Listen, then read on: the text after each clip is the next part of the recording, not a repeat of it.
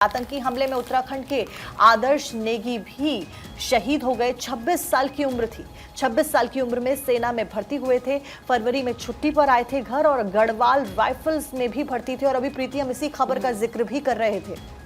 बिल्कुल, तो देखिए ये वो हीरोज़ हैं जो देश के लिए अपने प्राणों को न्यौछावर कर देते हैं हंसते हंसते। लेकिन आप देखिए किस तरीके से अगर घाटी की बात करें, लगातार अगर हम जून की बात करें, 4 आतंकी हमले हुए थे 4 दिनों में। और अब ठीक 1 महीने बाद फिर से आतंकी हमला हुआ है। धुंध का फायदा उठाते हुए आतंकियों ने पहले ग्रेनेड फेंका और उसके बाद जो सेना के 2 वाहन थे, जो ट्रक्स वहां से जा रहे थे, जो गश्त कर रहे थे, उन पर अटैक किया गया। और इसमें सोचिए 26 साल के आदर्श नेगी जो सेना में भर्ती हुए थे, जो उत्तराखंड के रहने वाले हैं, और ऐसे में गढ़वाल राइफल्स में वो भर्ती हुए थे, वो शहीद हो गए। उनकी तस्वीरें आपको दिखा रही हूँ। सोचिए इतनी छोटी सी उम्र में वो सेना में भर्ती हुए और अब उन्होंने देश की रक्षा के लिए अपने प्राणों को न्यौछावर कर दिया।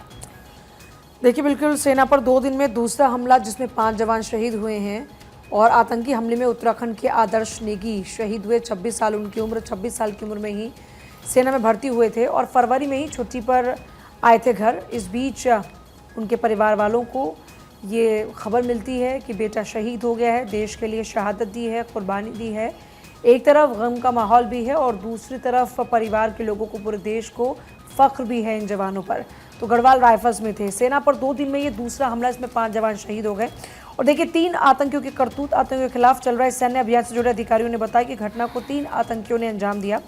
इनके पास भारी मात्रा में हथियार और गोला बारूद होने की भी आशंका जताई जा रही है। कहा जा रहा है कि तीनों आतंकी सीमा पार से घाटी में दाखिल हुए थे।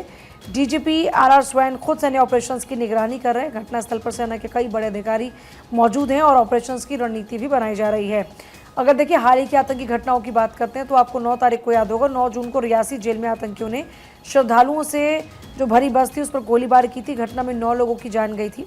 11 जून को आतंकियों ने चित्रकला में एक चेक पोस्ट पर हमला बोला था। इसमें सेना के 6 जो जवान है वो घायल हुए थे। और 26 जून को डोडा जिले के गांधो में सुरक्षा बलों और आतंकियों के बीच मुठभेड़ हुई थी। इसमें 3 विदेशी आतंकी मारे गए थे। इस बार 72 घंटों के भीतर ही 8 जवान शहीद हो गए, 10 आतंकी भी इस बीच मारे गए हैं। तो जम्मू कश्मीर के कठुआ जिले में सोमवार को घात लगाकर आतंकियों ने सेना के वाहन पर ग्रेनेड से हमला बोला और हमले में जेसीओ सहित सेना के 5 जवान शहीद हो गए, 5 घायल अब यहाँ पर भी हुए हैं। तो बड़ी बात यह है कि पिछले कुछ दिनों में हमने देखा कि ऑपरेशन ऑल आउट लगातार चल रहा है। इस बीच एक जो हमला, जो वहाँ पर पर्यटक पहुँचे थे, जो श्रद्धालु पहुँचे थे, उनकी बस पर हुए हमले के बाद में हाई लेवल बैठक दिल्ली में होती है। उस हाई लेवल की बैठक के बाद में लगातार वहाँ पर आतंक के खात्मे के लिए प्रयास किए जाते हैं। अभी अमरनाथ यात्रा भी लगातार चल रही है और वहाँ पर भी पूरी सिक्योरिटीज़ बढ़ाई गई।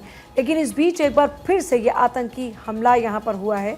और बड़ी बात यह है कि ये जो मिलिटेंसी है जिसको लेकर लगातार एक्शन लिए जा रहे हैं, सबसे बड़ा सवाल है कि ये फिर से एक्टिव हो गई। कैसे एक्टिव हुई, क्यों एक्टिव हुई, किन हालातों में एक्टिव हुई, इन तमाम पहलुओं पर भी लगातार जांच पड़ताल चल रही है।